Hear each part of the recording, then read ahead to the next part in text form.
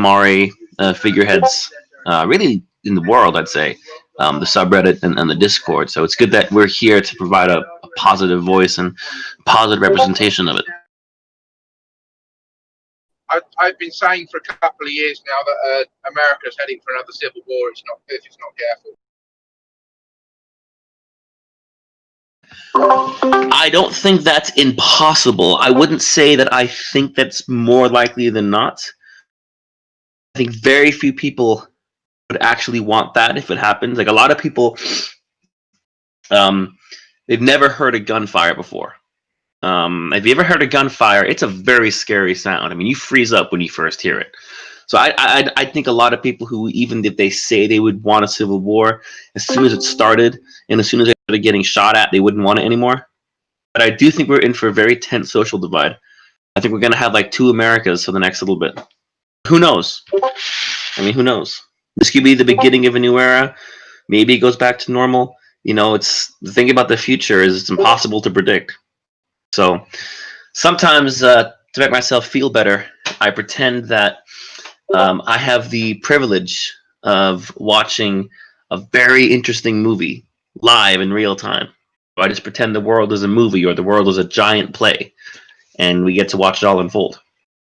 So all the world is a stage. Hey, yeah. If you guys ever get tired running your own country, we're right here. We're still around. You can always come back. We won't judge you or anything. The Queen will be quite happy to live in the White House half the year. Are you talking about you annex us or we annex you? Oh no, I meant letting the UK take over again. It was a Civil War joke. Never mind. Probably shouldn't have leapt in with that one. But okay, so we are streaming, and we probably shouldn't have streamed that bit. But never mind. Hello, YouTube. This is the first proper men's human rights chat of the year, and I hope most of us aren't still drunk. But we'll find out, I guess.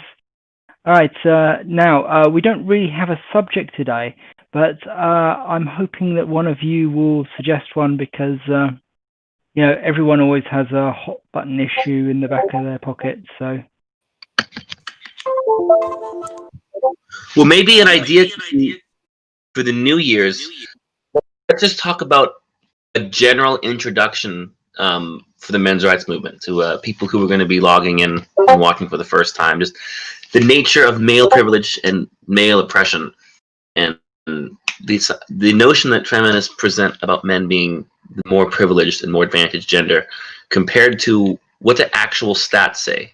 Like, if you ask a 15-year-old boy or a 25-year-old man in the US or the UK or in the West, do you feel advantaged compared to your female peers? What would they say? But just an idea. I mean, that's a little bit vague, so I don't know. Yeah, I have a suggestion as well. Sorry, I didn't mean to interrupt you. I have a suggestion as well. We could do. I was looking at a video recently, which I thought was quite interesting. It was on the exploitation of men in the media, for example, and in marketing. Like, for example, you have the fitness industry, how you have all these people using steroids, and they're creating these. Like, I know it's not necessarily an MRA thing, but it would be exploiting the insecurities of men. Like, you have those quick, those make money quick schemes and get like really shredded quick schemes that are often targeted towards men to target their insecurities, which often tend to be how they look and how much. I think both of those are very good.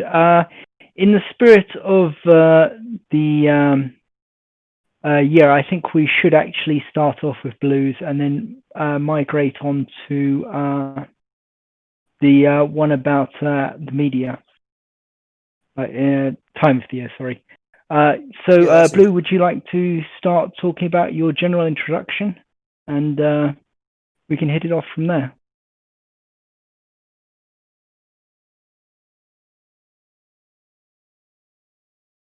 Or I can start? Okay, then.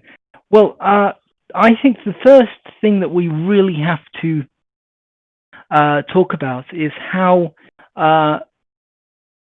this hatred and like general contempt for men is basically saturating everything. So I had a message just today from a one of us who they were talking about how in school they were basically, as a girl, they were seen as less culpable than the boys.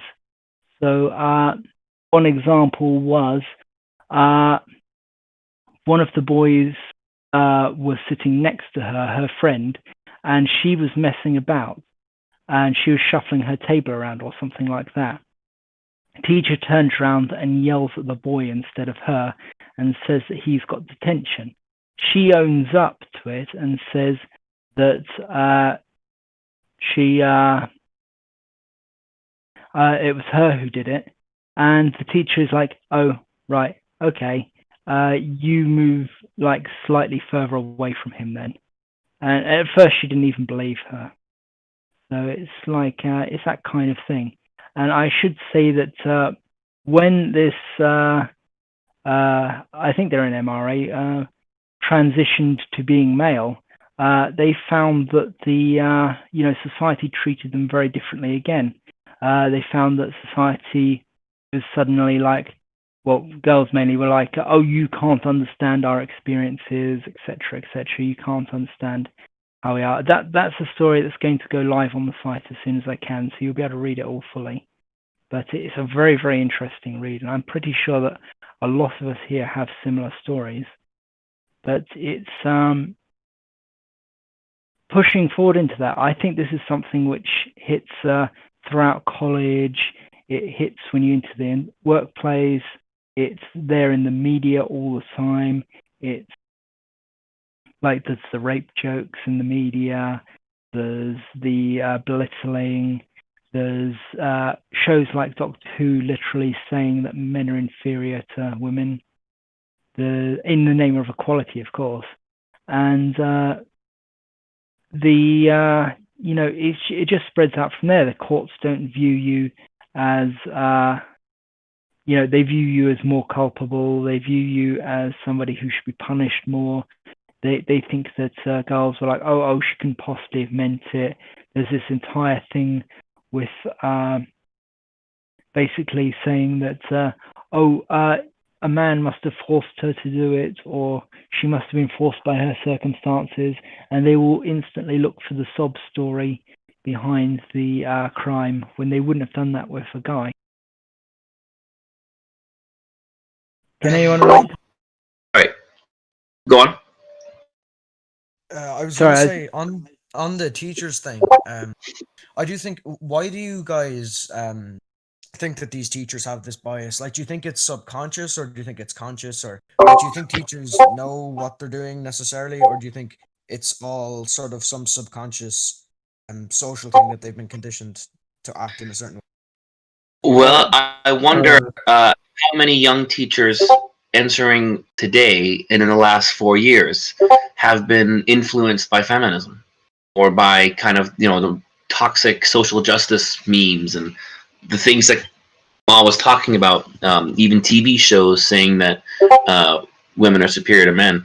That has a psychological effect on a child. So if a boy grows up watching that, then he'll believe it. And if a girl grows up watching that, she might carry that into how she treats her students. So I think it could be a combination of intentional bias and subconscious bias. And sometimes I think the lines of those can blur. Guys, if you could try and silence anything that's beeping in the background if you want to speak, that would be good. Can I add something? I think the story kind of like misses some context because we don't know if that boy was into a lot of trouble, because obviously it's an overreaction for the teacher to say, hey, you go to detention, but it's kind of missing context. Did he have any past like troubles? Did he get in trouble with the teacher before? Was he getting on to his nerves? It's missing that sort of context about what was happening before it. So Yeah, you can't really that's say true. that person was overly sexist if you don't know the past of it. Yeah, that's true. But more specifically, I feel like the reason why we brought this up is this seems to be a reoccurring trend. This isn't something that happens. Um, like this is something like I see even primary school children complain about quite often. How girls seem to get treated a lot better, at least in school, in terms of punishment than guys do. Like maybe yeah, maybe for this particular story we're missing some of the context, but I think it's an interesting story because I do see this type of thing as a reoccurring thing. I see it quite often. I saw it firsthand throughout primary and secondary school. Um, just little isolated cases here and there. So, and then of course you see it in general when people have a problem with a woman, they are more lenient. I think if there's a social confrontation, they are more lenient. Um, I think for the most part, people judge women and girls less harshly on average than men and boys. And I think that's something you start from childhood and then you see it carry on throughout adulthood and criminal courts and laws and biases. So I've seen that firsthand in primary and secondary school. And like everyone's saying, I mean, it's just like it's so common. It could be that the boy has a bad history, but it matches what a lot of people experience on a regular basis. Blue, are you beeping a lot? It's kind of hard to. Yeah. Let me turn that off. Hold on. Sorry. Yeah, please do. Thank you. Yeah, it is. It does seem to be. We've got actual studies saying that it is a real thing, and that boys are treated more harshly at every level, and then that gravitates over to men, where men are treated more harshly as well. And we have studies saying that bias in the courts goes back 200 years. And that's really just literally as long as they've actually studied it. If they studied it further, they'd find it went back even further than that. I think the bias has always been there, and I think it's baked into our society and our ways of thinking and so on. And it's very, very hard to break away from that kind of thinking. It's like an experiment that I often give people to try out is imagine there's a monster raging down the street and they grab somebody, like an innocent victim. In your imagination, as you're picturing that, what is the gender of the victim? And 9 out of 10 people would say it's a girl. Like it is almost, if you want to imagine it's a man or a boy, you have to basically take that mental image, go through all the processing to put the girl in there, and then take her out and put the guy in there instead, because it's just so automatic to put the girl in there that you just sort of do it. And partially that's Hollywood, because that's what happens in Hollywood. It's like you've got King Kong and stuff like that, but I think it's a lot more implicit than that in our thinking. I think it's something which is just there, that we instantly think girl equals victim, man equals either person who saves the victim or who dies trying, or just background noise. Yeah, no, I definitely agree with that. With the influence of teachers on feminism, I have one teacher in particular who actually said something in class, and I was actually shocked. Like, I originally thought she was actually joking because of how absurd it was. Like, so we have this class called the demo room. She's our relationships strange considering male school. That we wouldn't have a male relationships teacher, understand men more.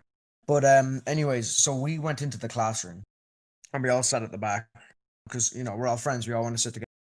Like, I know like through COVID, that's probably not the best thing to do, but we all sat at the back, right? And she came in and she saw all of us, and I remember the first thing she brought up was how she said you're doing.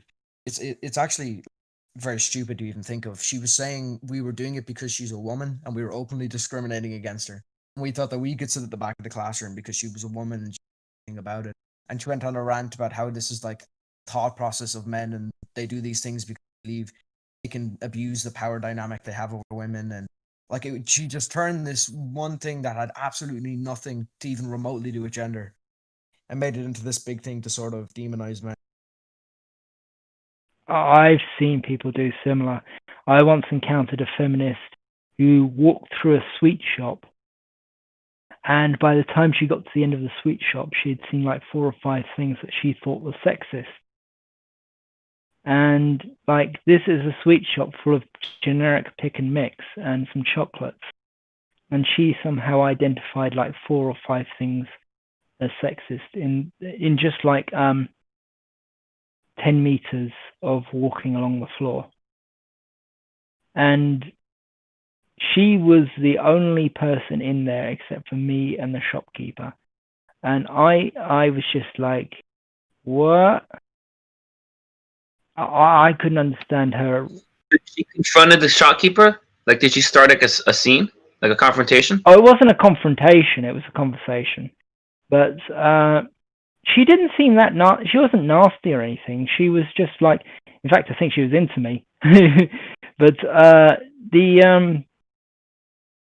I started backing out of that conversation the moment she said that. She was like, oh yeah, I walked through this sweet shop and like I saw 3 or 4 things that were sexist. I was like, what? I mean, the only thing in there that I could possibly think that she might mean is these sweets called camel balls, which are these joke sweets that that they're wrapped up and they're supposed to be like, 10 camel balls. But that's not sexist, really. That's just sexual, And it's actually kind of supposed to be gross and saying, look at how nasty the male genitalia are, there. But like, it's that's it. That's as close as I could get. I couldn't even get one, but she got like 3 or 4. And you have to think that maybe they're just trying to be victims. I think that's what it is, because in a way, victimhood is power when you're able to get people to do what you want because they want to placate you, they want to make you feel better. If you can trick other people into thinking you're a victim, then you can get a lot of help. I mean, you can get money out of it and stuff like that. But what's really interesting, and one thing I think why a lot of them care so much about the card, and one of the reasons why I would disagree with a lot of feminists, is us pointing out men's issues and pointing out that men are also victims is a direct it's directly damaging to their cards. Like, it makes them look less. They can't pull the it endangers their narrative that we have it so easy and so hard. Like I've a distinct memory before where I brought up like the discussion was something it was like the really tough jobs like miners and trench diggers and farmers, and I pointed out how they're majority occupied by men and how men typically, it was just a nice conversation I was having with someone, and how men typically do work the harsher jobs, which is harsher and then they typically injuries later on in life like back pains, knee, stuff like that. And this person came in and she was really mad at me. Like, she was very mad at me, and she was going on a big rant about how I want so badly for men to be oppressed, and like she was quite upset with me. Just even just the thought of me pointing out men's issues was upsetting. Well, she's used you as stealing from her. She thinks you're stealing, like you're stealing her identity as a victim, and you're taking away her victim power, and you're spreading it around and diluting it, and you're making it so that she doesn't have this thing that she wants, because she wants to be a victim. People don't get angry at you like that when you mention how you're hard done by, unless you're taking attention they want away from them. Blue, your mic is still kind of screaming, but sorry, man. I love the quote though. You said stealing her identity as a victim. That's very true. Yeah. And to what was just being said about how it's seen as they can't give credit to a men's rights issue because then it hurts the feminist notion of male privilege. That's, I think, even for issues like circumcision, which would be pretty clear cut, feminists will admit that circumcision is a violation of consent and body autonomy. So you can twist their arm enough for them to say it, but they always sound so reluctant when they say it. They always sound so reluctant, like, well, we have to admit circumcision is wrong, or else we're being clearly hypocrites. But you can kind of tell that they don't really want to, because they would hate to admit that this serious violation of body autonomy is happening to thousands of boys around the world every day. Because it's almost like they don't want to give credits as if it's like a scoring system for something bad happening to men and boys. So I think that what you both just said is very, very true. And it's conditioned from really an early age, this idea of men are privileged, women are oppressed, and we're trying to even the playing field. So if you see a man talk about men's rights, men's issues, they're really just being reactionary to feminism, and they don't want to lose their position of privilege. And I think some of them say that in bad faith.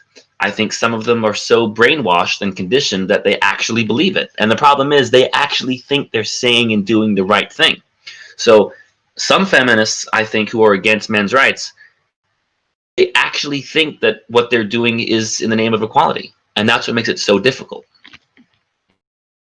I think it's also partly a big part to do with, like, if they admit that men are domestically abused as well, then they have to share resources for domestic violence shelters with men. And they think there's a limited amount of that. The truth is that domestic violence shelters are basically self-sustaining. Erin Pizzey said this. You can make a domestic violence shelter for anyone, and volunteers will flock to you, and they will help you, and they will give you money, and you really, really don't have to do anything if you can get people behind that cause. Although that is for women's shelters. Men's shelters, it's a much harder to get funding for. Most of the funding that goes to women's shelters, I think, goes to the executives. It's just a big money pot to them. They don't really they don't use it to help women. I mean, it's kind of very tragic in a way. I mean, as far as Erin Pizzey is concerned, they're stealing money from the government to basically not help women, because they really aren't helping women.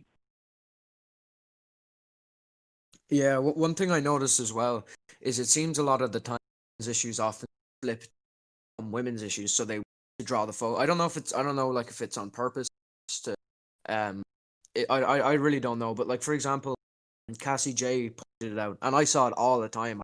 She pointed, I was like, oh, I'm definitely a person. Like, for example, when we bring up custody, there's unfair bias in courtrooms for custody, and a lot of feminists will bring up how that's somehow oppressive to women.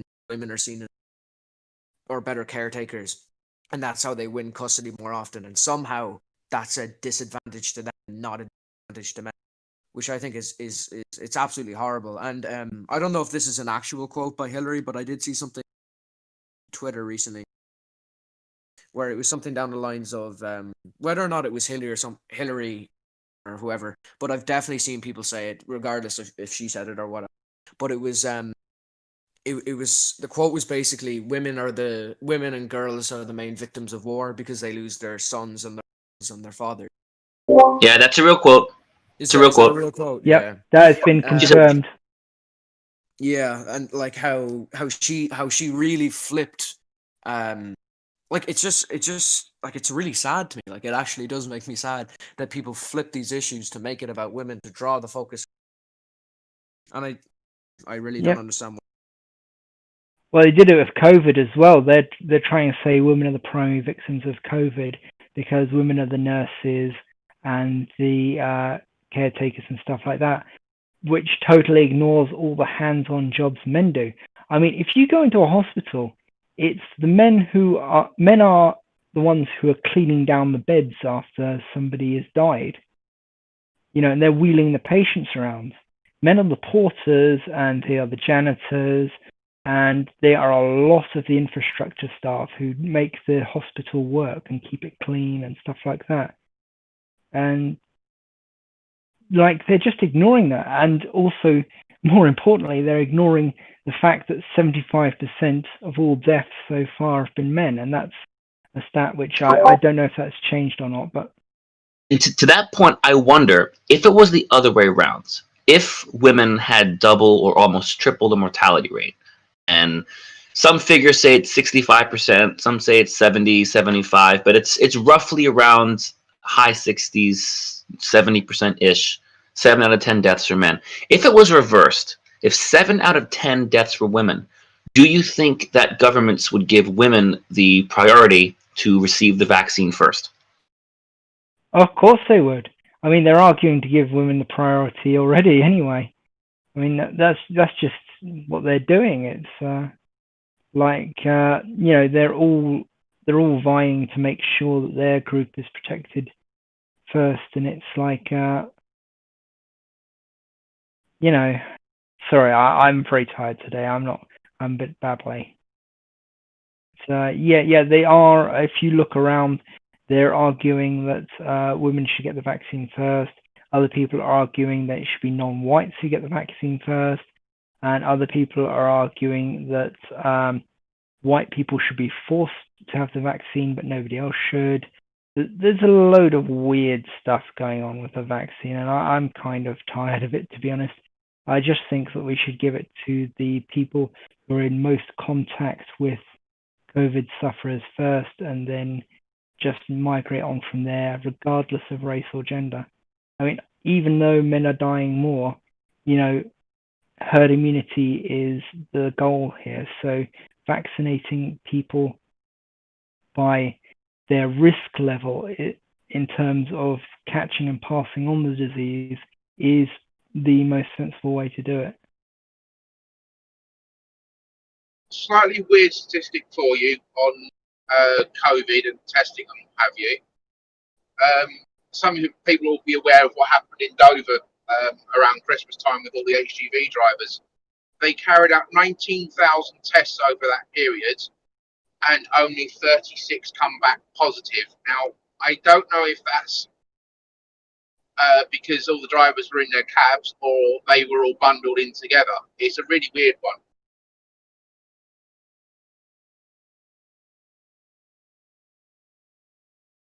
I don't know if we've talked about this already, but why do you think more often? Do you think it's like a biological thing that they're more susceptible to it, or do you think it's just because they tend to be outside? There's a lot of data that shows that it's a biological thing. It's why men have higher mortality rates of cancer even after diagnosis. Men have less stem cells. Men have weaker immune systems, and the lack of a second X chromosome makes men more susceptible to illness. Multiple studies show that for most major diseases, cancer, heart disease, and infectious diseases, if you take a man and a woman, identical BMI, identical diet, identical age, same genetics, men are statistically more likely to die. So in a vacuum, when all factors are equal, men are more likely to get sick and get sicker when they do. Even for the common cold and for the flu, men have more serious symptoms, and it takes longer for men to recover. So it is biological, and that's very consistent across the board, pretty much anywhere in the world. I don't think there's a single country in the world today where men have even an equal life expectancy to women. So outlive women in Afghanistan or something, but that's in a great place to live. Because even in babies, even in infants, 1-year-old or a 6-month-old, even fetuses, male fetuses are more likely to have a failed birth, and baby boys are more likely to die of diseases than baby girls. So long before any kind of lifestyle factor can come into play. So it is mostly biological. Males are more likely to express recessive diseases, genetic diseases, but men carry more toxic fat, more visceral fat than women. Women have more subcutaneous fat. So that's probably a lot of what's affecting stroke, heart attack, all the things like that. And then the comorbidities with COVID as well. I mean, even in the animal kingdom, most mammals, male species die younger. And it's true in cats. It's true in dogs. So yeah. Well, this is really helping my anxiety. Okay, so we've established that it is mostly biological, although there probably are some other factors. For example, in toddlers, there is a link between circumcision and sudden infant death syndrome. Maybe we should also talk about how this is being propagandized in the media. Maybe we should. We've all seen it, haven't we? We've seen, as soon as COVID hit, out came the articles saying that it was hitting women harder, even though it wasn't, and stuff like that. I mean, I think we really need to find a way to get the fact checkers or whatever to take on these articles. You know, is there any way we can direct people like that to take down these articles or put health warnings on them or something? I've done videos and Reddit posts about those kinds of articles, but if all I get is 200 views, there's not much effect that's going to have. But you go to almost any article or Reddit thread and you see people commenting this and getting upvotes for it. I mean, people do realize, but it's just, taking on a massive media company like CNN or New York Times, whoever it is. I mean, we don't have the resources to go toe to toe. So doing what we're doing right now, making videos like this and streams like this and putting it out is really the best we can do. Have to keep doing it till people start watching it. I meant in terms of sort of direct activism where we report the articles directly to some sort of fact checker, but honestly I don't know who these mysterious fact checkers are or if they care. So it's very hard to really tell, if we could go that route. A lot of the most popular fact checkers are owned by those same media groups or run by those same media groups. So it's almost work against you. I don't know why people believe CNN. I think they got something like a 33% accuracy rate for their facts. I really like CNN really is one of the best news. Oh yeah, they're dire. Even in England, I know that CNN is rubbish, which is annoying because my mother watches it. It's kind of like the Guardian of the US. I got the impression they were actually worse. But the Guardian is pretty awful when it comes to certain subjects. Some subjects are really good, but if it's to do with gender, feminism, anything like that, they're dire. Well, it was the Guardian that had that article, that essay from that guy who was saying that women should never go to prison for any crime at all, even murder and violent crime. And he said only in exceptionally rare circumstances like mass terrorism or something should a woman go to prison. And the Guardian published that article. I mean, they promoted that idea. They gave that idea a platform. So they'd be perfectly happy with Myra Hindley running an orphanage or something. Well, for example, I've been sent articles before, and you can tell just from reading it that it's logically inconsistent. Even if you know absolutely nothing about statistics, you can read it and be like, oh, that's not. There's no. And some people they just take what they're saying for granted. Not for granted. They just take it as fact, and they don't read it. They don't really have a proper think about it, and it's quite worrying because they have a huge influence on people. And when they're pushing out false information, it's quite dangerous.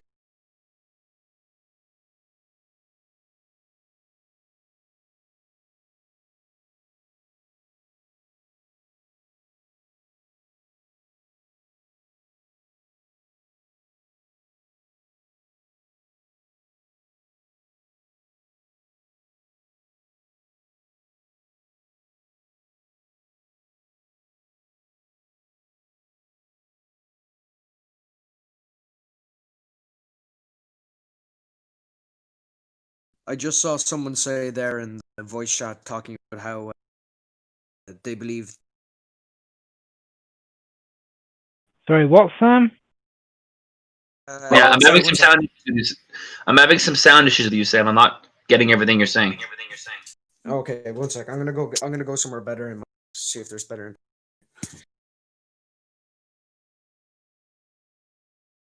Yeah, yeah. Do check your connections if you could before talking. It's most people seem to be fine here, but like we are missing some words sometimes, and it makes it very hard to hear what people are saying. Okay, so we've basically talked over the media angle. Now, there was another topic we were going to discuss. Do people want to move on from this one, or would they like to stay with it?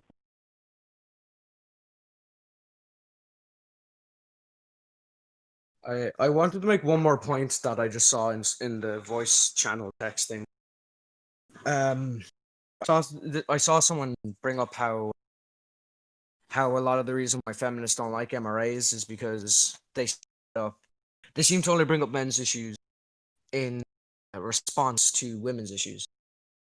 And that's true. I usually don't think you should do that. If someone's talking about an issue, you should bring up some other issue. It's usually not great. But what I do see quite often is, and this was something that was done to me, I was talking to this one feminist before, and I don't mind talking about women's issues. I think women's issues are important too. I think we should definitely, and if you're gonna, I think it's important that you look at both sides of the coin. But in her process of talking about women's issues, she was invalidating men's issues. So she was coming out with these things that are true. So she was saying stuff like abuse is a huge problem within, and I said, okay, yeah, sure, I agree. And then she went on and said, it's something men never have to worry about. And then I came up and said, hold on, that's not true. And I brought up some domestic abuse statistics. And then she went off and claimed that I was only to combat her women's issues. It's quite frustrating when someone's invalidating men's issues and you correct them, and then they take that as you trying to invalidate women's issues. That's exactly it. I have noticed a couple of people will basically do activism, like tweets in like feminist threads, where honestly the connection is very weak and they shouldn't really. But a lot of the time when they say, "Oh, you're just trying to invalidate our issues," it is because they've invalidated our issues, and we're going, hold on, what about the men? And that's why that whole "what about the men" phrase is so popular, and why they roll their eyes at it. It's they hear it all the time because they're talking about what they see as a purely female issue, and then we come along and say, hold on, we suffer from that issue just as much or more, and then they get angry about that because we're stealing their victimhood. Well, it's intentional. It's these little conversational tricks, these little tactics, these little lines like, oh, that's just a whataboutism. Oh, that's just no you. Oh, you're just doing a what about the men's. And these things are promoted as being actual arguments or actual counterpoints that, teenage girls on social media are kind of trained to recognize and repeat without really applying critical thinking to it. Because you could say that feminism is just one giant what about the women? It's saying what about women's rights? What about women in business? And why not? That's a totally fair thing to say. Saying what about women? What about men? What about you, me, they, them? Those are not invalid questions to ask. What about is just a phrase in the English language to point out an inequality or discrepancy. There's nothing invalid about saying it, but they've turned that phrase into this catchphrase where they train people to say, oh, if anyone ever says that phrase, they're just doing a what about the men's, which is just this thing that MRAs do. No, it's just a completely normal phrase using the words of the English language. It's a very normal, very valid point to bring up. You are pointing out inequalities and discrepancies by using that phrase. That's all that's doing. And that's completely fair. Yeah, I mean, there is genuine whataboutism. It's a real thing. But what we're doing isn't that most of the time. I mean, some people do that because we don't really police this movement. We can't really say that, not every one of us is a good person. You know, there is a fringe to every movement, and it's usually the weirdos that nobody else in the movement likes. But when we say, you know, when they say, you know, rape is a women's issue, you know, men are the scum who do it to us, and they say things like, you know, kill all men. They say things like all men are scum, all men are, you know, and then we go in there and we try to talk to them about it, and they scream at us about it, and then they act in denial, and they say that saying men are scum doesn't mean all men, and if you object to that, then the quote is about you.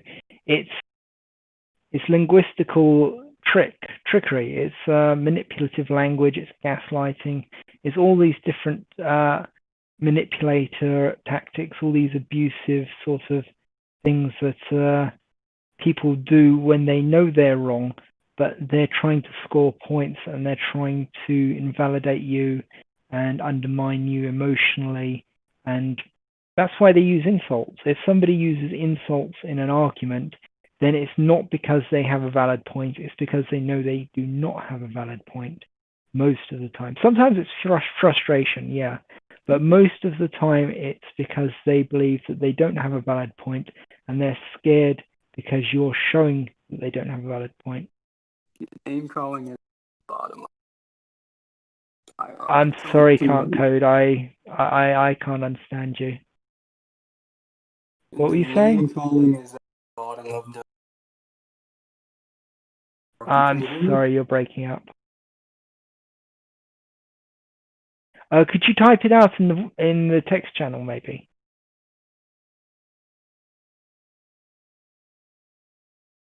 Yeah. What does anyone else think about that? I mean, have you encountered this sort of thing? Because I mean, I've got examples that I can post if anyone wants. I do take down MRAs a bit like that. Oh yeah, they are very much like that. They are also terrorist sympathizer, so and so are some of their fans.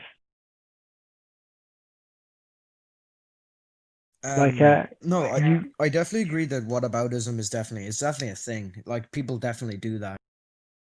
Like I see quite often a lot of pages that try to talk about men and women's issues. They do get that from both ends. Like, they do get saying what about this and what. But I like you can say what about it in some cases, but I feel like you can't in other. I more so the issue that is when someone expresses, let's say, women's issues, but in the process they're. I think that's a perfect example.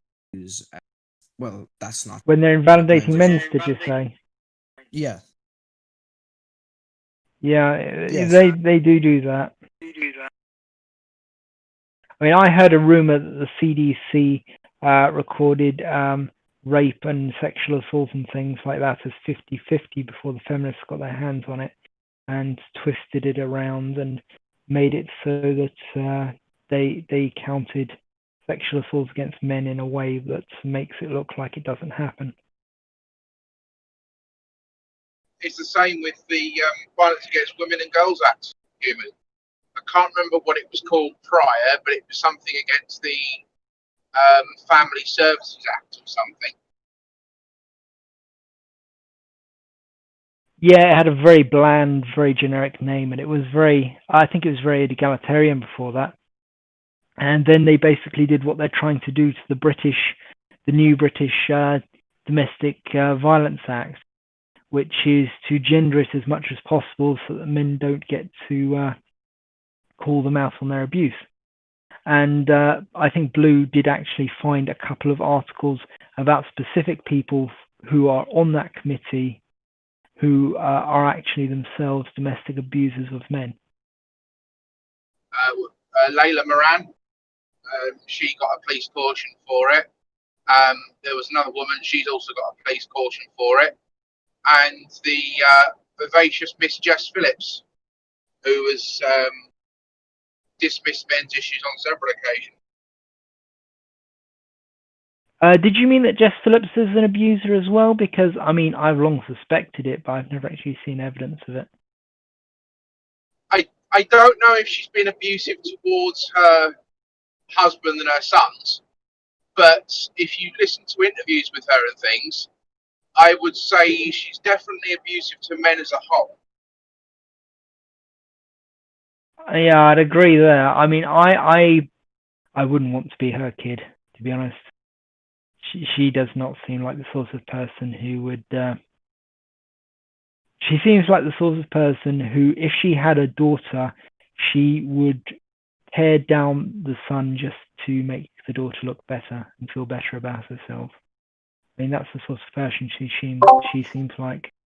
Well, I'm very worried about Clementine Ford's son. I mean, she's made some quotes Yeah. in articles that are really scary. Oh yeah. She is. If Jess Phillips is suspected of doing that, then Clementine Ford is openly admitting it. Yeah. She said that she felt betrayed by her body when it gave her a son. And do I even have to say anything about that?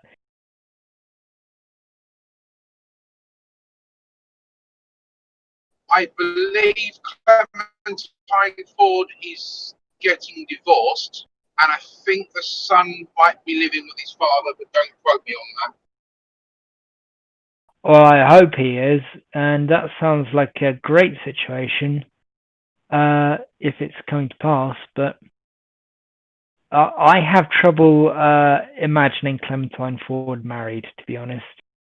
Like, to be honest, I have trouble imagining her like having any sorts of relationship with a man, but then again, these really extreme feminists often seem to have relationships with men, and they often seem to be married, and the guy tends to be like your classic henpecked abuse victim a lot of the times. I've seen. We recently had a BBC interview posted on the Discord, and there's a feminist on there saying that, oh yeah, my husband does everything for me. He schedules for me. He cooks. He cleans. He's my agent. He books gigs. Everything. And I think he even did her editing or something.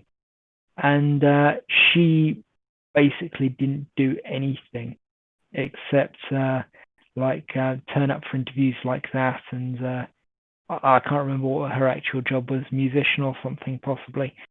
But she basically used him as free labor, and that's toxic femininity, isn't it?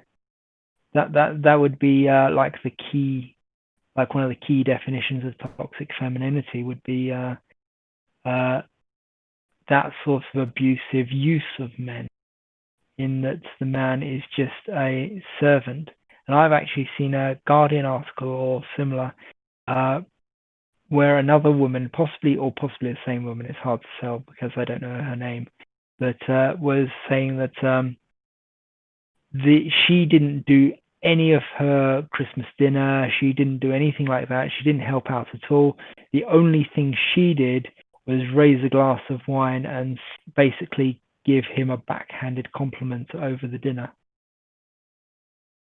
And I should point out that in both cases, it sounded an awful lot like, for the most part, she was claiming all credit for the man's work as well.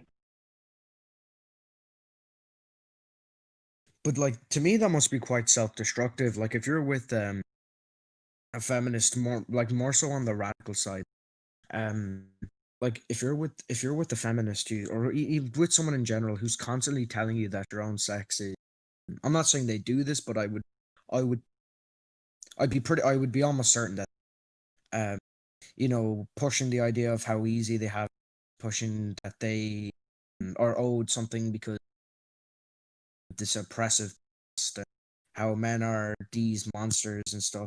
Like we know, for example, men already have issues with expressing their problems with depression, suicidal tendencies, and I would say a lot of that is because when you tell someone for their entire lives that they have it easy, they're going to assume that the reason why they're having it hard is because they're weak.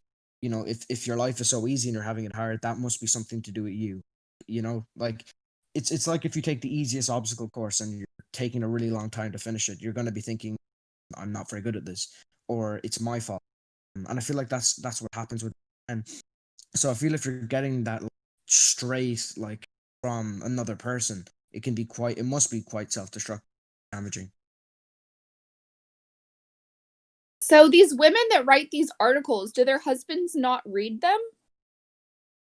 Oh, the woman in that particular article was posing with her husband behind her, holding some sort of baking tray full of, I think it's muffins or something, and his face. But like, he was in the picture and everything. He knew about it. I assume he was right there when she's giving the interview, and I'll have to try and dig it out because it was breathtaking. There was a bit about they only have sex once every 5 years, but they have 3 children or something, and the ages are like close to a year, like a year or 2 years apart at most. So even if one of them was conceived by him on his 5-year, one-off sex capade, the other 2 definitely weren't. Maybe Because maybe this guy is like weirdly into it. You know? I don't know. I would say it's almost because it's been so probably pushed onto him that he probably actually believes what she's saying. Like he probably actually thinks that what she's saying. Like if you tell someone something repetitively over and over again, eventually they probably will believe what you're saying. he didn't look like he was having a fun time, to be honest. He couldn't even smile properly for the photo. I mean, I'm not a good judge of facial expressions, but even I could tell he was uncomfortable. It was that bad. But I honestly think that a lot of it is the conditioning, like you say. There was a femdom website that was sent to us a little while ago, and the woman in that was basically she picked her boyfriend, and she decided that her boyfriend was going to wear a dress. He was going to be humiliated. He was basically going to be her sissy maid, and he didn't get any decision in this. It was all from the point of view of a manipulator, deciding how she was going to ease him into it. At no point did she, say anything about asking him if he wanted to do this. It was very much, this is how it's going to happen. Like the first thing she did was basically buy him a dress for Halloween, and just to ease him into it. So it starts off as a joke, and this is, I think, something a lot of people miss when it comes to humor. Humor is very often an attempt to smuggle something extreme into the mainstream. So you make a joke about it to make it more palatable.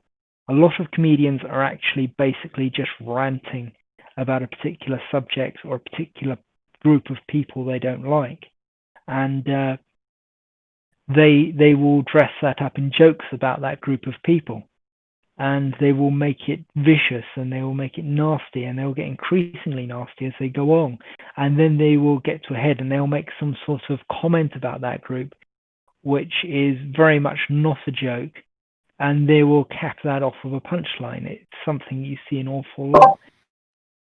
I mean, look at Sarah Jong when she was hired by the New York Times. She made all those tweets about kill all men.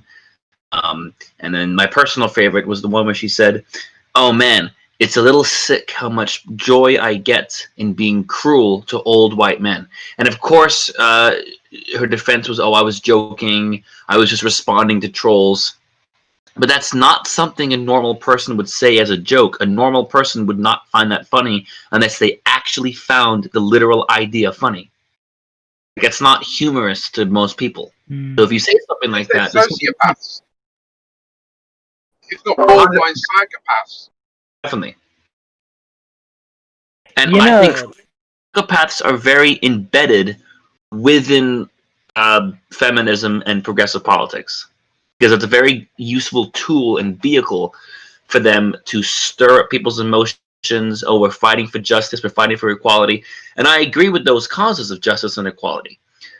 The problem is the people who lead these groups and the people who become the prominent figureheads so often are psychopaths.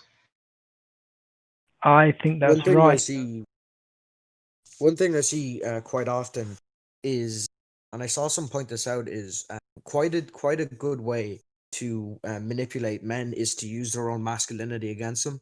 And I see this quite often. Is I saw this, like I saw it a lot with the sort of maid trend. Guys were up to date with that, but there was this trend where men were dressing up as in maid costume. I don't care if someone wants to dress up as a maid. I honestly I don't care how people dress. But what I did see is I did see this one video where this guy was like, no, I don't want to dress up as a maid. I've more of a masculine for dressing. I'd rather not. And she was pressuring him. She was saying, oh, if you were a real man, you're just afraid of not being manly. You've a fragile masculinity. And there were women and girls commenting underneath saying they would never date a guy who wouldn't dress up as a woman. They were shaming men who were saying that they thought he was being completely rational. I saw another one as well, which was there's this one popular female creator, and she's known for her looks. So she's like a bikini model, and she started an OnlyFans, and she must have had some personal experience, but her boyfriend was not happy with her setting up an OnlyFans. Like I don't think that that's irrational. For example, like if you don't want someone, you can't control them, but I don't think it's irrational to say in a relationship it's not something that makes me for you to be sending explicit photos, people. And she brought up how he wasn't a real man and how he was just fragile and stuff, just for having some. I just like it's something I see used quite often, and it often flies under the radar, using men's masculinity against them as a weapon. Yeah, that's exactly what I think the woman in the example I gave was doing, although I don't think it was as obvious or outstated as that. Like she was basically, well, no, actually, sorry, she was breaking him down. A better example would be walk a mile in her shoes, which is basically where men put on high heels and walk a mile for some sort of women's issue. I don't know what it is, but I've always thought it was quite ironic that the men take on women's self-imposed pain in order to self-flagellate in the name of women and their self-imposed shoe pain or something. It's always seemed very strange to me and very weird, very humorous in a way. Well, like I could use that same logic too. Like I could just say, spend a day in men's shoes and just send women out to shovel snow or shovel dirt or sit in a mine for 8 hours, mine rock. Like it's just like I've even seen videos that aren't even ironic. And I've heard women and girls say to me themselves is they'll say stuff like, I'm all up for gender equality, but I'm not going outside in the cold shoveling snow off of the driveway, just stuff like that. Well, that's very self-defeating. To be honest, this is exactly why there were anti-suffragettes. A lot of women were basically against the idea of a vote purely because they thought that they would have to be subjected to the draft just like men were. And not just to the draft, though. Before men got the vote in the UK, they were against it because they thought they might have to do the same hard jobs that men did.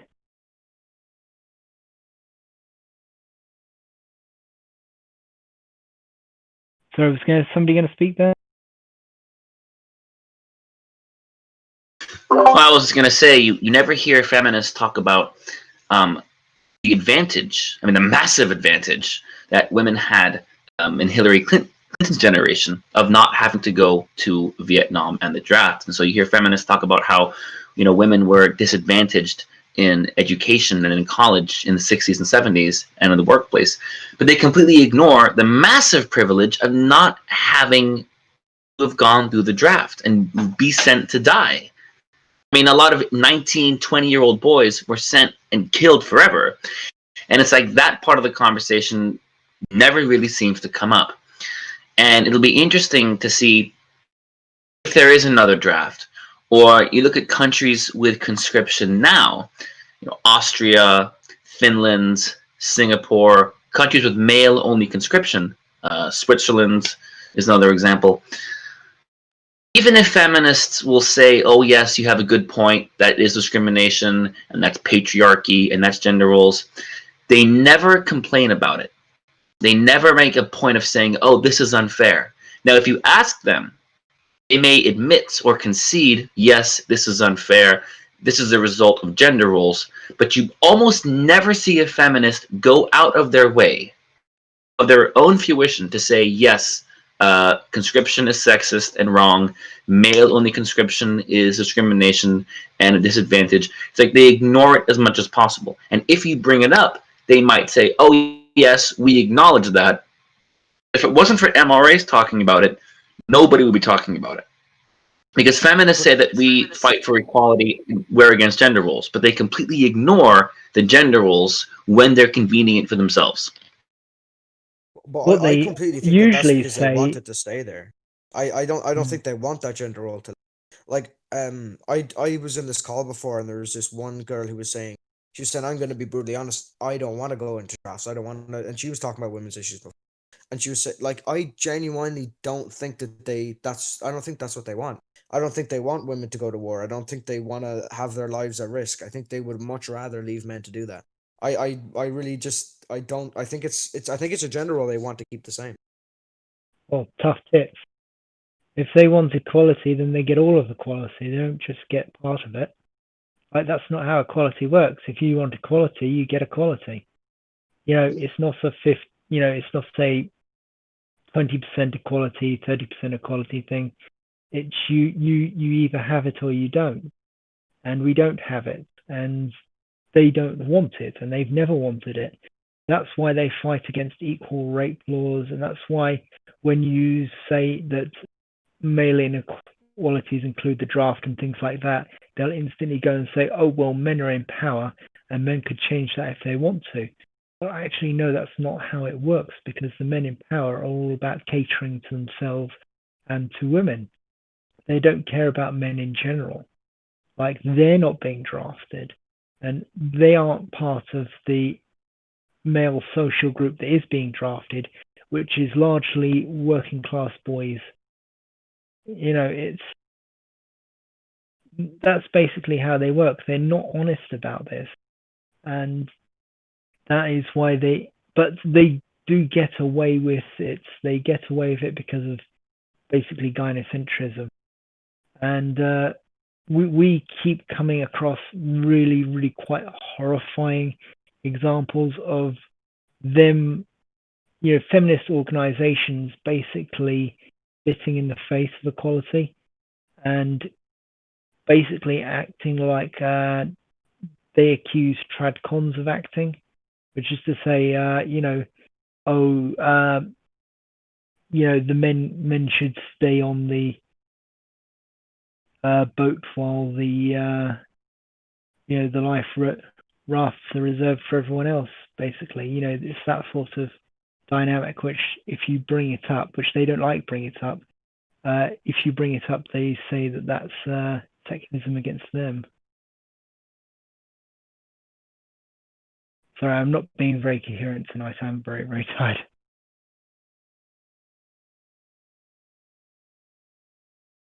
I do see that brought up quite often to deconstruct whenever men bring up issues. Like, I've said this like a few times whenever I've been in this call. I don't know if they realize that like the top 1%, it's more like probably 0.5% or 1% of men who are actually in power, who have all of this this economic and legislative power. like they're such a small fraction of, and men are human said, they don't actually cater towards men either. They typically cater towards feminists and they cater towards women. So it's, in my opinion, quite a lot of the time it is quite an irrelevant. Like, sure, you could argue it would be nicer if more women were in power. Sure, you can talk about that, but when you bring up the fact that, oh, more men are in power, I don't think it's a fair statement to make, because if you look at socially, I would disagree, because the percentage of men who are that high up is so small in comparison to the fact that men are, I think it's around 6 times more likely to be homeless, 4 times more likely to commit suicide. The majority of street workers, majority of people working really shitty jobs out in the rain, the cold. But people don't do that. People don't focus on the larger group of men who are the ones who don't have all of this legislative, and they would rather look at the tiny fraction of hyper successful, which I think it's quite stupid. You should also remember that those hyper-successful men are often married to women as well. I mean, there are probably more homeless men. There are more homeless men in the city of Los Angeles than there are congressmen, representatives, governors combined in the U.S. government. That's just, there are more homeless men in one city than there are politicians in the United States. So that's a very good point.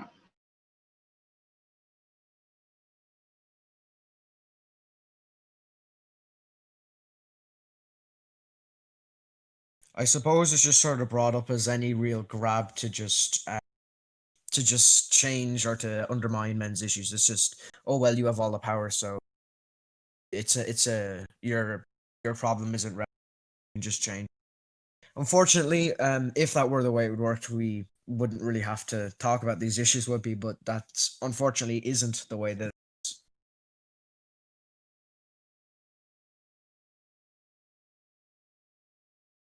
Mm.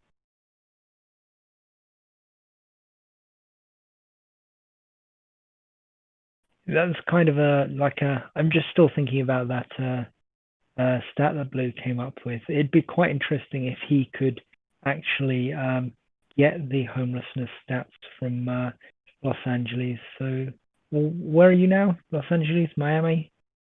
Well, it doesn't really matter. If you could just get those. I'm back in Miami now, but as I left LA back in August, this has been a huge crisis in LA. It's really exploded in the last year. There are homeless tent cities all over the place. And there's a very famous neighborhood called Skid Row. I mean, everyone knows the phrase Skid Row, but there's actually an area in LA called Skid Row where it's like 85%. If you Google image Skid Row, Los Angeles, that's an actual place. I've actually walked through there. It's like a homeless city with a population of like 20,000 homeless people just in that one area. But let me Google right now the stats homeless in Los Angeles. There's some really great documentaries on that area, actually. If you Google it on YouTube, I guess you don't Google things on YouTube, but if you type it into the YouTube, there's some really great documentaries. Okay, so as of 2019, there's approximately 59,000 homeless people in LA County. Yes, so to that point, can you recommend any documentaries? So in LA, like I'm trying to think of the names. I'm like all about documentaries. There's a really great one about homelessness right now in Hawaii that I saw last week. There's a really good one on Florida about homelessness in the sexual offender population, like people that can't live near schools. But I've seen some about LA too. Let me pull up my history and see if I can find any of them.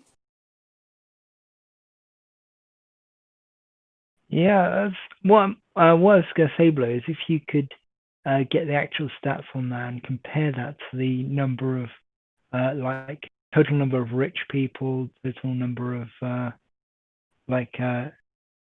congressmen and so on and so forth, you could probably make a point that the total number of people they consider privileged are far less than that. Well, I just posted the stats in the voice chat, but you don't really need to do any research on it. I mean, you know, the number of representatives is 435. The number of senators is 100. That's 535. Now, the number of governors is 50. So that's 585. 586, 87 for the president and the vice president. So we're still under 600. And then if you want to count the state senate and the state representative, let's be very generous and say that each 50 state has 1,000 representatives and senators, which they definitely don't. It's definitely under that number. You'd still not get to 59,000. So if you took every major elected official, state rep, state senate, representative, senator, president, Supreme Court, vice president, you still would not have the number of homeless people in Los Angeles. You would have to include every mayor, city council, city commission to equal the number of politicians, some of whom are female, of course, some of whom are women, to equal the number of homeless in one county in the United States, of whom I think I recall roughly, I think it's 3 out of 4 or 4 out of 5 homeless in LA are male, which matches what I would see on a daily basis. And then, of course, that's just LA. So imagine the whole state of California or the entire United States.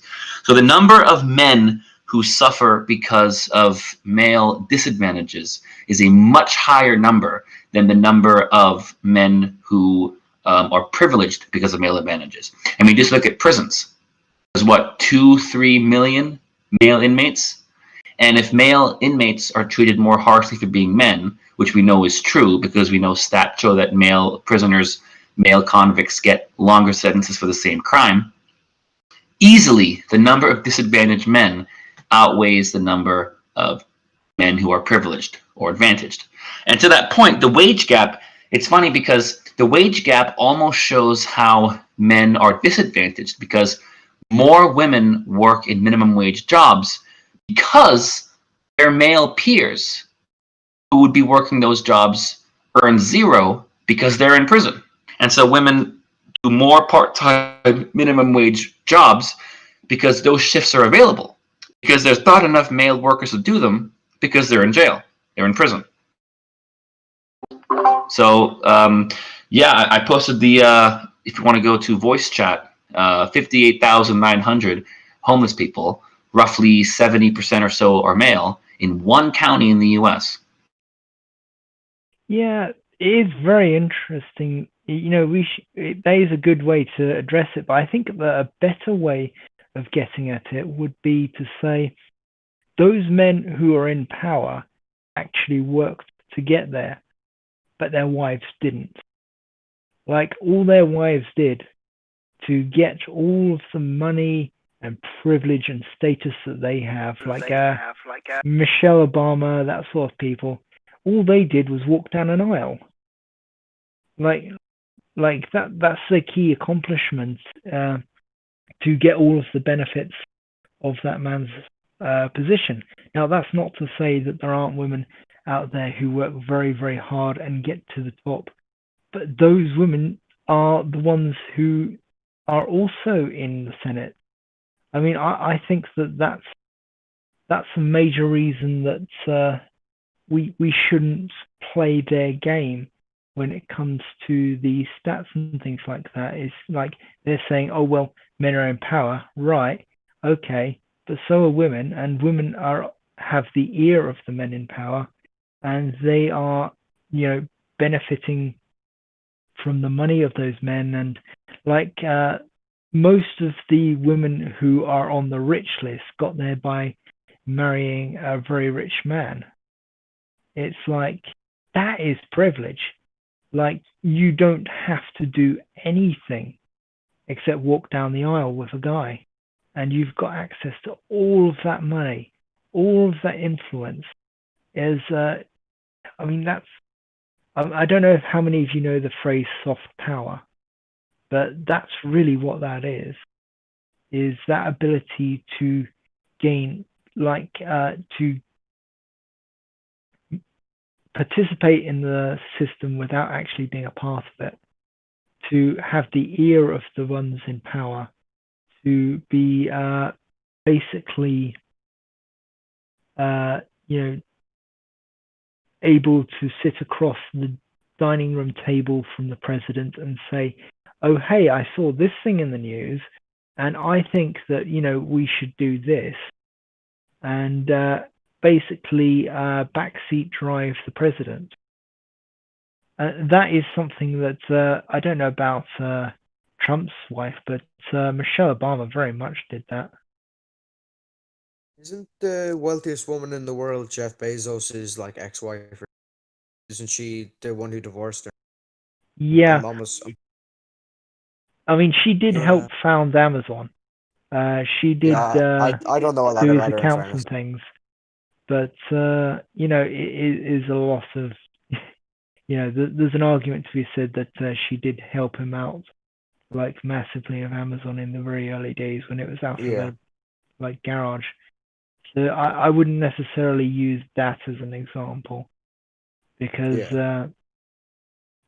but the like definitely people like Michelle Obama and people like that who backseat drove like positions of power and who wielded no actual power of their own, like in terms of that position, but who nevertheless commanded like quite a lot of soft power, basically. And I think that is like the ability to get hold of a man in a position of power is itself a privilege. And I'm not even arguing against the idea that they should or shouldn't. I'm just arguing against the idea that those men can be called the only ones who are privileged because their wives are very, very, very, very much getting a chunk of that pie, like a huge chunk of that pie. The man is bringing home the bacon and the woman is the one who's cooking and eating the bacon. Have any of you ever heard the expression, man may be the head of the household, but the woman's the neck, and the neck controls the head? I have heard that phrase, yes. Yeah, it is very interesting. I've heard it differently, like applied to a country. Like that a man is the head of the country, but it's always on like the neck of a powerful woman or something. That's an interesting one. I haven't heard that one. Do you know where that's from? Painter, you wouldn't mind I can elaborating? Google it and try to find out. Oh, cool. Thank you. Painter, you wouldn't mind elaborating on that a bit more? Like I know what it means by like I can get an idea of what. Could you sort of explain it a bit more so I have an idea? Basically, what it's saying is that the man may be in power, but he is under full control of the woman. And if you want to put it in a broader context, men may be in charge of countries, but it's women, and we'll change the term women to feminists, who are actually wielding the real power because they're getting laws and things changed and laws put in place. So in reality, men actually have no power at all. That's a very interesting way of looking at it. It actually ties into that whole how the men in Parliament and that keep making these equal laws because I think that's what they think the women want. But then the women come along and say, no, we want gendered laws that privilege us. And like we have this feminist committee for the domestic abuse bill that are excluding the male domestic violence charities.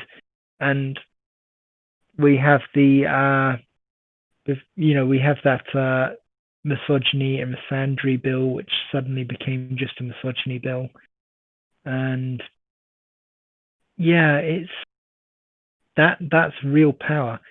The power to basically barge into the office of the the Prime Minister, the Parliament, whatever, and say, no, you're not actually going to do it that way. You're going to do it our way. I mean, that is true power. It's power without the consequence of being in the cross. And that's quite interesting, because you escape all of the blame if it goes wrong, because instead the blame is on Parliament because they passed the bill. If we want to talk about privilege, then how much privilege did you have to have in 1914 to 1918 as a suffragette, walking around pinning white flags on men not in uniform and calling them a coward? Well, the suffragettes were mainly quite rich and privileged women, and in the UK, the men mostly didn't have the vote. It was votes were basically given to households, and they were only given to rich and privileged households who owned land, and thus only about 10% of the population had a vote. And the vote was given to the man as head of the household, but really the vote was for the house as a whole, and the man was just the person carrying the decision, really. So it's kind of, you can say that men had the vote before 1918, but in actual fact it was only a very, very, very tiny minority of men who were already very, very, very powerful men anyway. Like, it's basically men voting for each other. Like, and obviously, like I said, all of those powerful men had wives, or at least most of them did. And those wives would be there going, no, don't vote for that person, vote for this person. It's like people forget the amount of power that women have had throughout history. You look at old black and white films, and they look like modern films in the gender dynamics. It's like women just openly bashing on men, just like dragging them around and hitting them and slapping them and stuff like that.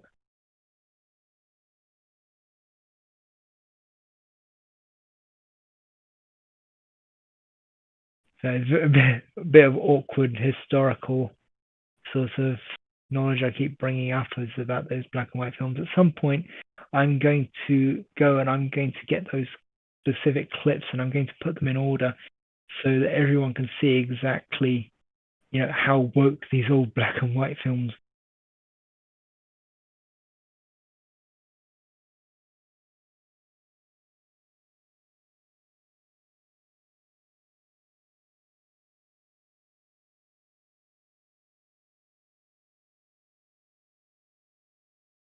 Well, I hope Painter comes back at least. I'm a bit rambly tonight. Sorry.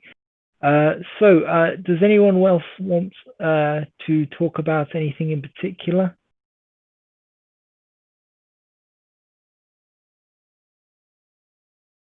I had something in mind, but I just need to remember it.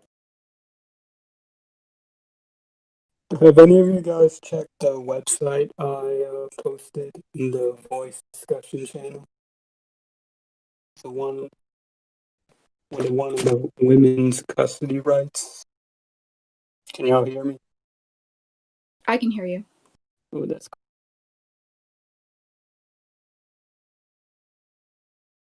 It's a little bit further up. I can't see a link, but I'm probably not scrolling. Oh up yeah, enough. Women's Coalition International. I can repost it.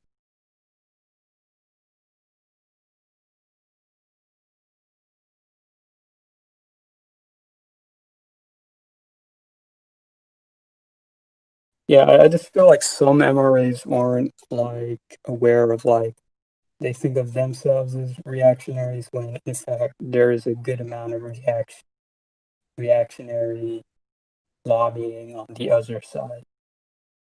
I find this interesting because very few feminists are even aware of women's custody rights as this is a small thing in the sense that this website I don't think gets a lot of visitors, but this group of people lobbying again. Are you talking about the Women's Coalition count code?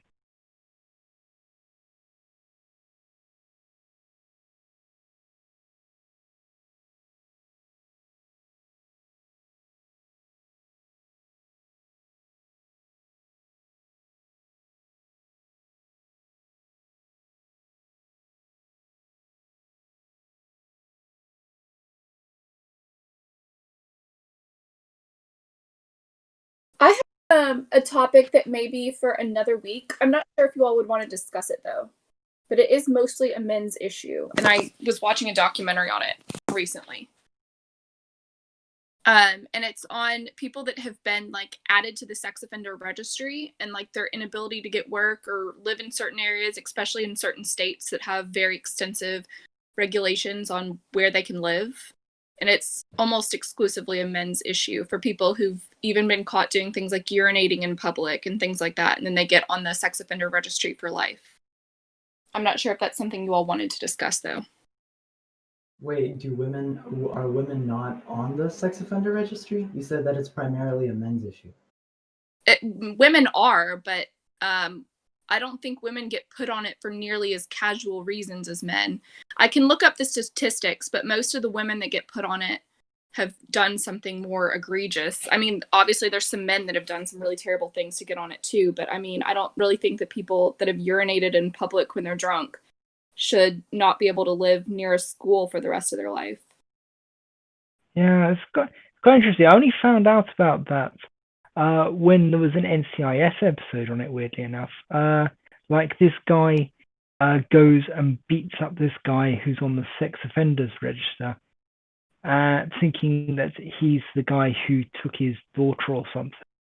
And they have to stop him and explain that you can get on that list for a lot of different reasons. I think they might even have mentioned the public urination thing.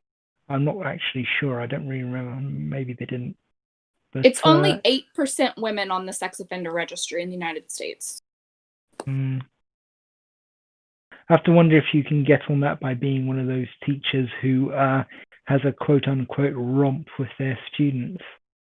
Because some of those don't even lose their license. Well, one of the documentaries that I watched had an interview with one of the women that was on it, and I think she like did something inappropriate to her spouse's child.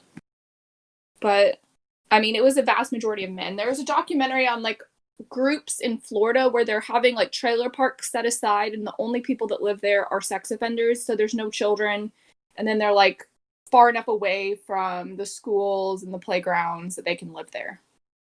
I'm sure it's a lovely place to live. I probably wouldn't want to be there, but I think it is an issue, especially when people get on there, or it's something like, you know, they're 18 and they're with a 16-year-old or things like that in certain states.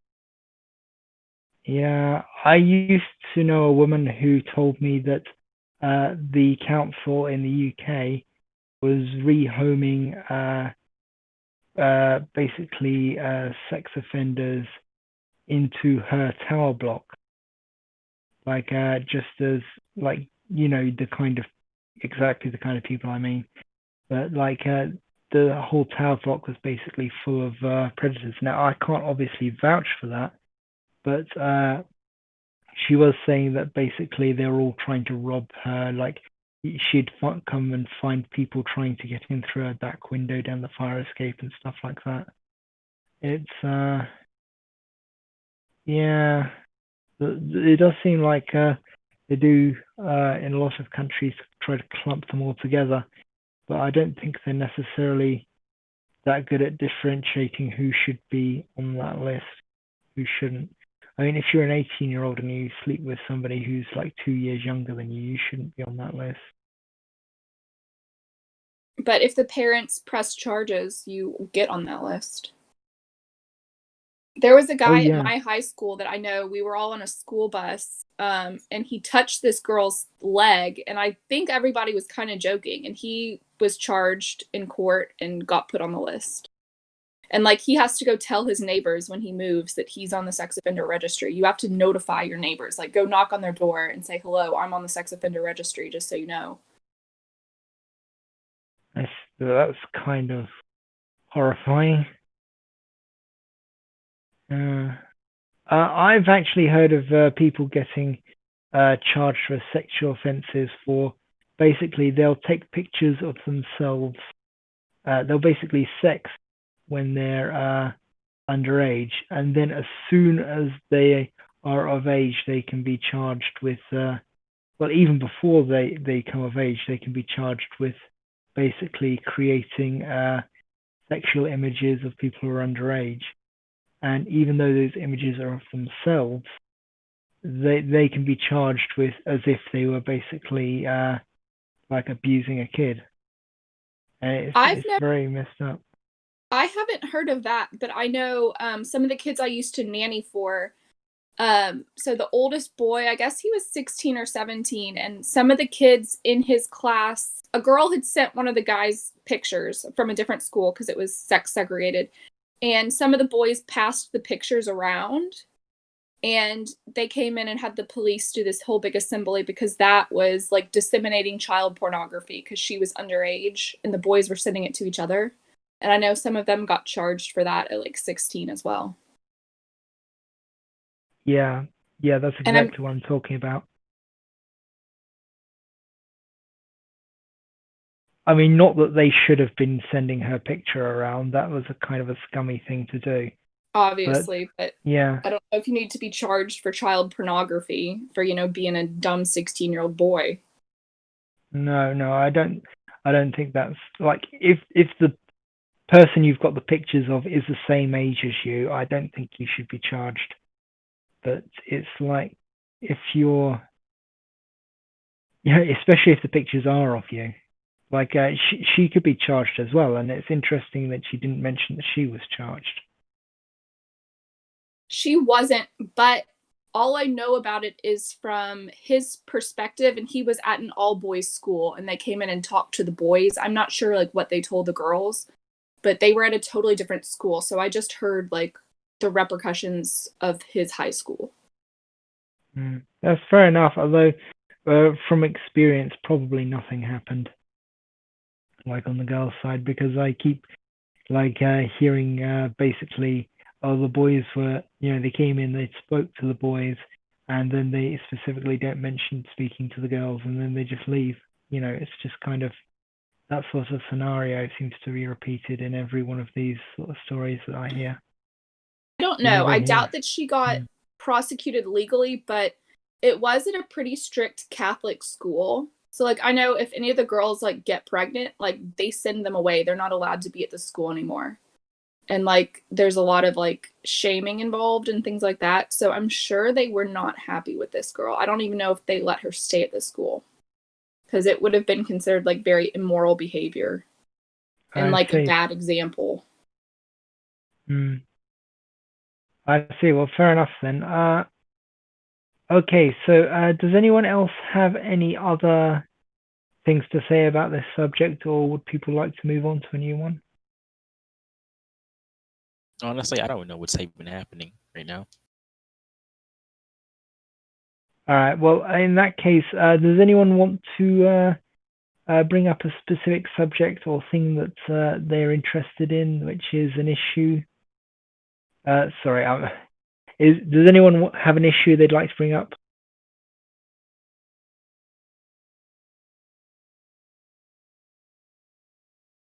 There was the Call Me Carson situation. I mean, just in general, when there's like a YouTuber, or a better example would be Pyrocynical. He was a little bit older than the person he was texting, but he still got in trouble with it. I think as the years have gone by, it's sort of been better because people are less are like, oh, he's a pedophile. They're more questioning about the evidence. I think that's happening maybe overall in the world, but my only experience with that is with YouTube. But I'm sure it happens somewhere else where people are more skeptical when these type of allegations come out.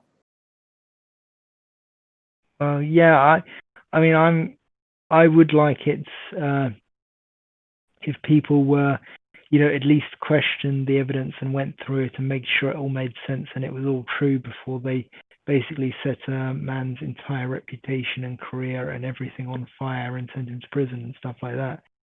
But if that's starting to happen, then that's a good thing. But we don't want to go too far the other way either, obviously. I mean, I've been saying for a while now that the whole believe women thing, believe all women thing, is going to have there's going to be a swing back, quite probably. The harder they push on it, the harder the swing back will be. And we did see a little bit of that, although I do think that gynocentrism is probably going to protect them a lot more than if it was the genders were flipped. But there is a possibility that people will just say no accusations are true, and we don't want that either. It should be very clear. We want to make sure that everything is fair and both sides are heard. Otherwise, things are going to be just as bad, but in the other direction.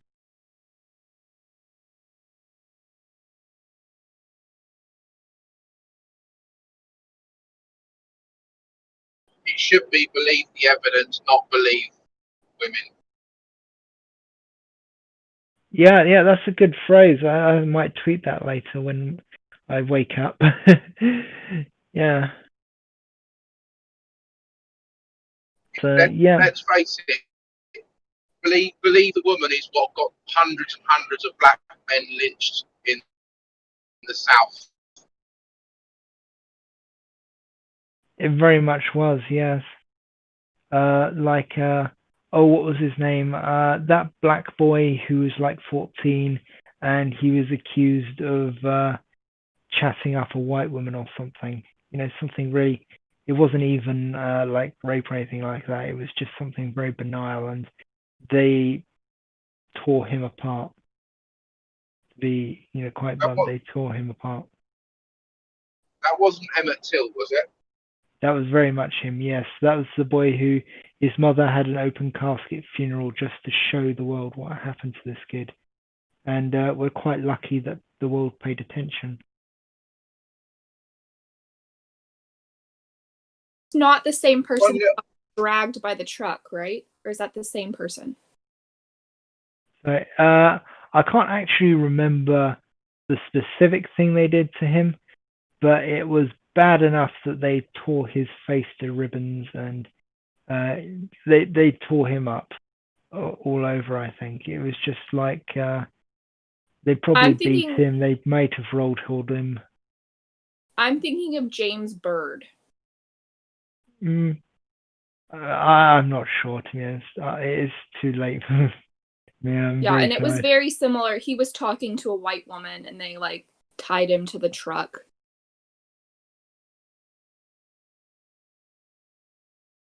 Yeah.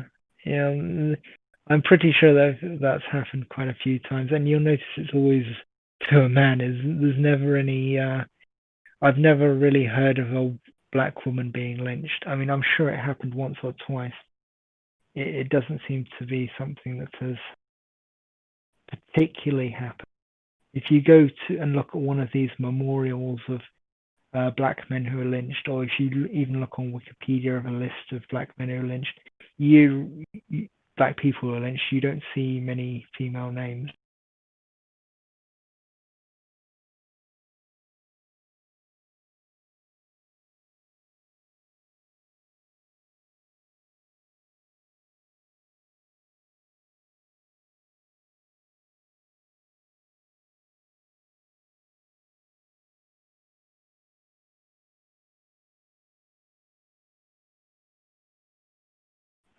There was actually an article a while ago that was making that exact argument. I should probably try and post that on the Discord later.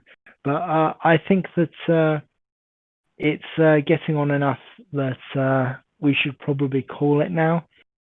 And I'll just let this be a regular chat with just a social chat if you guys want to continue on. But I am so tired. I'll catch you all later, okay? Speak to you later, human. All right then. Good night.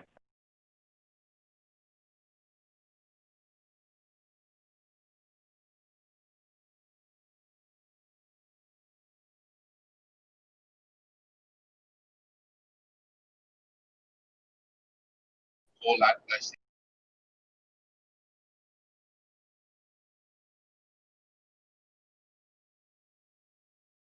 What do you all have going on? Anything?